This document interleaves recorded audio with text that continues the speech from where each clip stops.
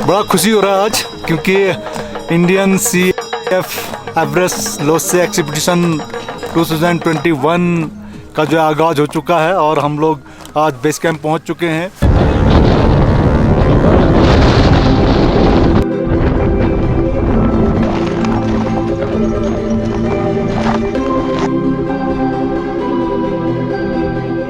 परसों को हम बेस कैंप पहुंचे। आज हमारा यहाँ पे पूजा है, क्योंकि किसी भी माउंटेन में जाने से पहले या किसी भी एरिया में जाने से पहले उस एरिया के देवी देवताओं का हम लोग जो है पूजा अर्चना करते हैं और विश्व विशेष मांगते हैं, और वही रस्म जो है आज हमने यहाँ पे पूरा किया।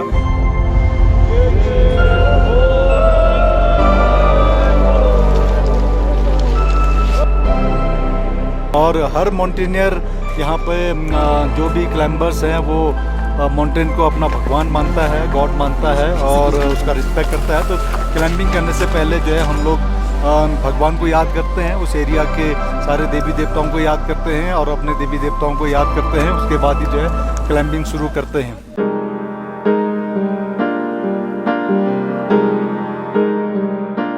हर क्लाइंबर का एक ड्रीम होता है माउंट एवरेस्ट सागर माथा तक पहुंचने का, और वो सपना इनका पूरा होते हुए दिख रहा है। और सभी लोग जो है एक्साइटेड हैं, खुश हैं, और कल से हम लोग क्लाइंबिंग शुरू करेंगे।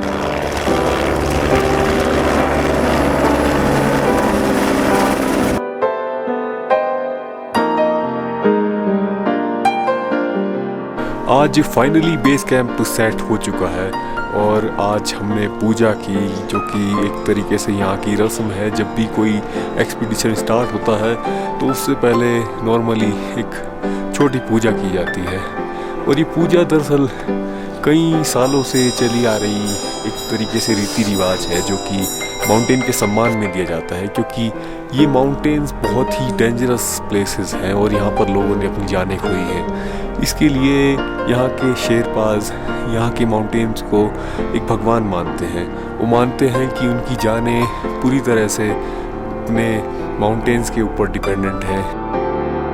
टीम बहुत एक्साइटेड है आगे जाने के लिए, और कल से अगर मौसम ठीक ठाक रहा तो हमारा एक्सपीडिशन यहाँ बेस कैंप से स्टार्ट हो जाएगा, क्योंकि असली एक्सपीडिशन जो होने वाला है वो बेस कैंप से स्टार्ट होता है। बेस कैंप से खुम्बु आइस फॉल को आपको पार करना पड़ेगा।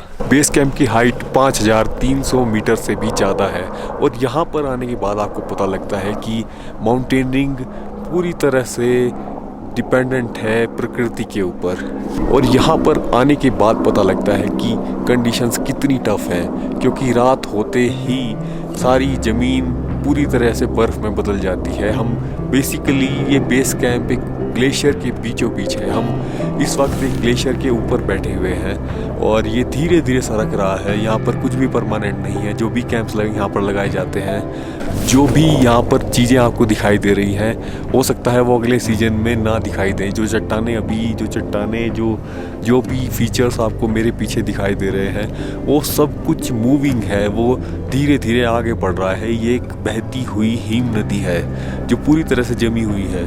तो बेस कैंप तक सामान लाने के लिए और यहाँ पर इतने लॉजिस्टिक इक्विपमेंट को पहुँचाने के लिए शेरपास का बहुत बड़ा योगदान है। वो अपने और अपने याक के ऊपर डिपेंडेंट है, यानी कि सारी चीज़ें यहाँ पर जो लाई गई हैं वो या तो याक से लाई गई हैं या फिर ढोकर लाई गई हैं।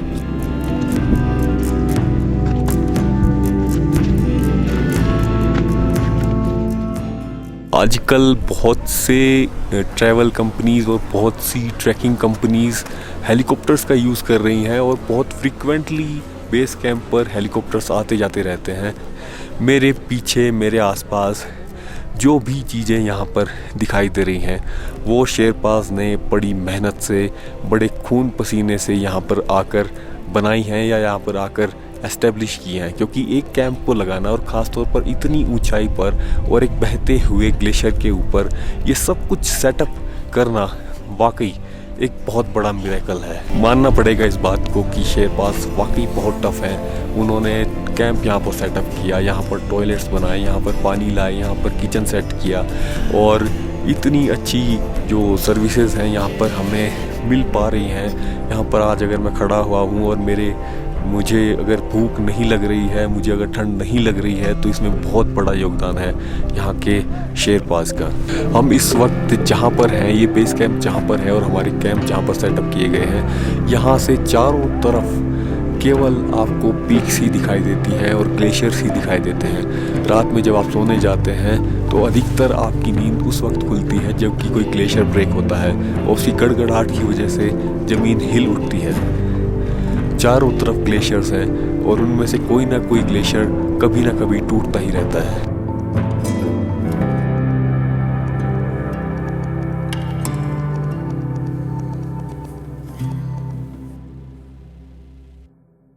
मुझे लगता है कि अब यहाँ पर 2 या 3 दिन बिताने के बाद में बॉडी धीरे धीरे एक्लेमेटाइज होना शुरू हो चुकी है और हमारा अगला टारगेट इसको और ज़्यादा ऊंचाई के लिए एक्लेमेटाइज करना है। यहाँ के बाद हम यहाँ से नीचे लोबुचे पीक है जो 6000 मीटर की है, हम उसको स्केल करने की कोशिश करेंगे जो कि हमारे एक्लेमेटाइजेशन का ही एक पार्ट होगा। क्योंकि डायरेक्टली आप एवरेस्ट पर नहीं जा सकते, आप एक दिन में एवरेस्ट को नहीं चढ़ सकते, आपको कई दिन कई हफ्ते बिताने होते हैं जब तक कि माउंटेन आपको मौका ना दे दे और आपकी बॉडी ठीक तरह से एक्लेमेटाइज ना हो।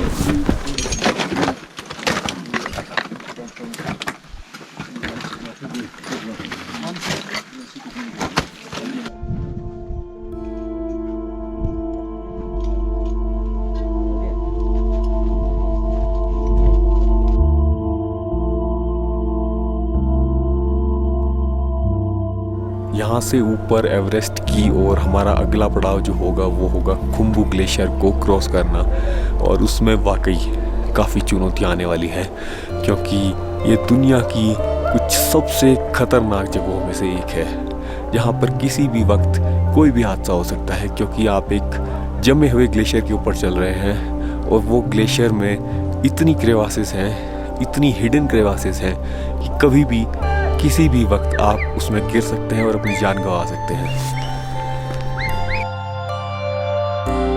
आज टीम बहुत एक्साइटेड है, सब लोग खुशी मना रहे हैं, सब लोग बहुत खुश हैं, सब लोग बहुत एक्साइटेड हैं कि वो फाइनली बेस कैंप पहुँचे और इस एक्सपीडिशन का हिस्सा बनने का उनको मौका मिला। लेकिन उनको शायद कल ये बात पता लगेगी कि यहाँ पर आना काफ़ी चुनौतियों भरा था और कल काफ़ी चुनौतियों के साथ हमारा इंतज़ार कर रहा होगा। ज़्यादा बर्फ़ पड़ने से काफ़ी डिफ़िकल्ट यहाँ हो रहा है।